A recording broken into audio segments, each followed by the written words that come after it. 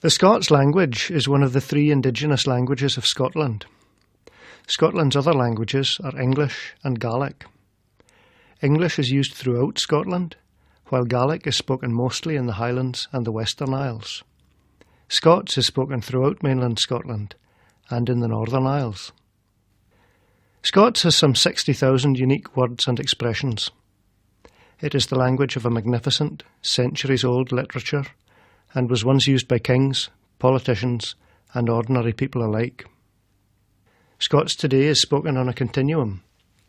Some people use more and some people use less. Some of us use the occasional word or expression such as wee, scunner, bonny, peedy or peely wally. Others speak in rich, broad Scots, complete with its own pronouns, prepositions, grammar and word order. Scots has a vast vocabulary, a unique history and a wonderful literature. It has a range of features and sounds that are never used in English. For these reasons, most linguists and academics today agree that Scots is a language in its own right. The Scots language came into its own during the Middle Ages. It was at this time that Scots took over from Gaelic as the main spoken language of lowland Scotland. By about the year 1450, Scots had also replaced Latin as the main language of all official documents in Scotland. After 1462, all of the statutes or laws of the Scottish Parliament were recorded in Scots. Scots was the language of state during the Middle Ages. Scots has always been used by poets and storytellers. The medieval wars of independence were written about in Scots. James I was Scotland's first poet-king. While he was imprisoned in England, he wrote a long Scots poem called The King's Quair. Scots language in the medieval period was especially rich and expressive, and became increasingly different from English as time went on.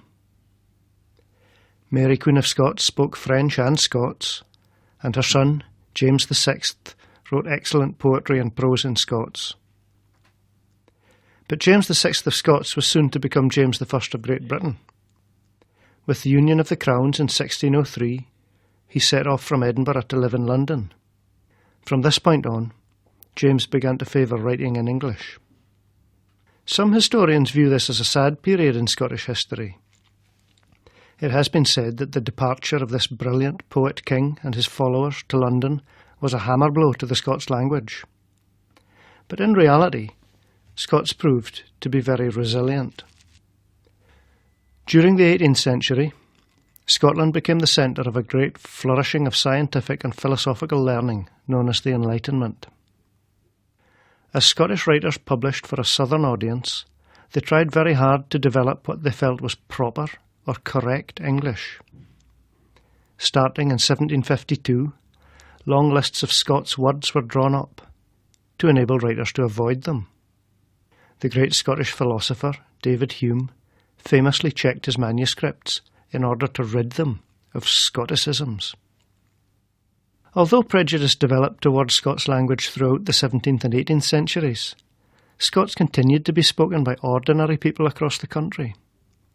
The Scots language survived in the speech of millions of ordinary Scots and in their songs, ballads and poems.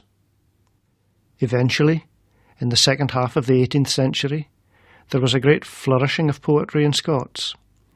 This revival culminated in the great poems of Robert Fergusson in Edinburgh and Robert Burns in Ayrshire, the poetry which most famously brought the Scots language to the world. At the beginning of the 19th century, the Scottish novelist Sir Walter Scott became the world's most famous writer. Scott wrote his Waverley novels in English, yet he wrote the speech of his kindly, rural characters in broad Scots. The millions of Scots who made their way to the cities to work in factories and mills during the 19th century were mostly Scots or Gaelic speakers, and Scots remained very much alive in their communities and writings. Scots prose continued to appear in newspapers during the 19th century, often in the form of articles campaigning for social justice. At the same time as Scotland was moving swiftly forward into urban and industrial times, Writers and scholars were also becoming increasingly interested in the past. Some of these antiquarian writers began to write down the Scots lyrics of the old country ballads, which had been sung for centuries. In 1808, a scholar called John Jameson published the first Scots dictionary, the Etymological Dictionary of the Scottish Language. The Scottish Renaissance was a cultural and intellectual rebirth that happened in Scotland in the 1920s and 30s. This Renaissance was led by an eccentric, combative poet known as Hugh MacDiarmid. MacDiarmid completely reinvigorated the Scots language in his masterpiece, an epic Scots poem called A Drunk Man Looks at the Thistle. MacDiarmid inspired a great number of writers and activists. In the 1950s and 60s, interest began to revive in Scottish traditional music and song. The soldier and folklorist Hamish Henderson travelled the country, recording people singing and telling stories. Henderson's own international Scots song, The Freedom Come All Ye, refers to the determination of Nelson Mandela in fighting for equality in South Africa, and was sung at the opening of the 2014 Commonwealth Games in Glasgow. In 1983, the most ambitious translation project ever undertaken in Scots came to fruition with the publication of the New Testament in Scots, translated by William Lawton Lorimer. Lorimer was a great scholar and translated the Gospels directly from their original Greek into Scots. Scots also featured heavily in Scottish drama of the late 20th and early 21st centuries. Gregory Burke's hard-edged play about the Iraq War, Black Watch, Liz Lockheed's Mary Queen of Scots Got Her Head Chopped Off, and the acclaimed plays of Rona Munro all make use of Scots language, giving their characters realistic, convincing Scottish voices. The Scots language is now recognised by the European Commission for Regional and Minority Languages, the Scottish Government, and the UK Government. Responses to the 2011 census showed that 1.5 million people in Scotland identified themselves as speaking or understanding Scots. Literature in Scots is more widely available than ever before, and a range of classic and contemporary texts and authors have been translated into Scots, including Alice in Wonderland, Roald Dahl, and Tintin. A Scots translation of Julia Donaldson's The Gruffalo has sold more than 45,000 copies. Scots is used in daily news and current affairs broadcasts from BBC Radio Orkney and BBC Radio Shetland. In nationwide broadcasting, Scots was the language of the hit comedy show Still Game.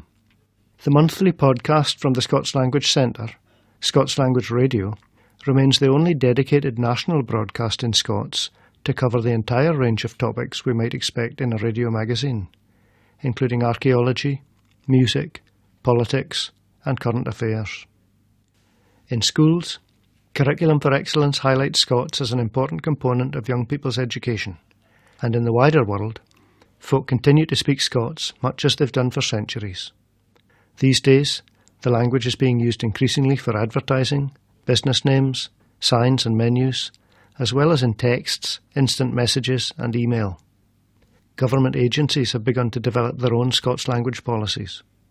The Edinburgh Macker, Christine De Luca, comes from a Scots-speaking community in the west of Shetland and writes in the Shetland variety of Scots. Philippa Whitford, the consultant surgeon and Member of Parliament for Central Ayrshire, chose, on entering the House of Commons in May 2015, to take her vow in Scots. The Scots language has seen 7 centuries of mixed fortunes and sometimes difficult history. People who write or speak it, those working to promote the language, and those who simply love it, all share a strong sense of optimism about the future for Scots.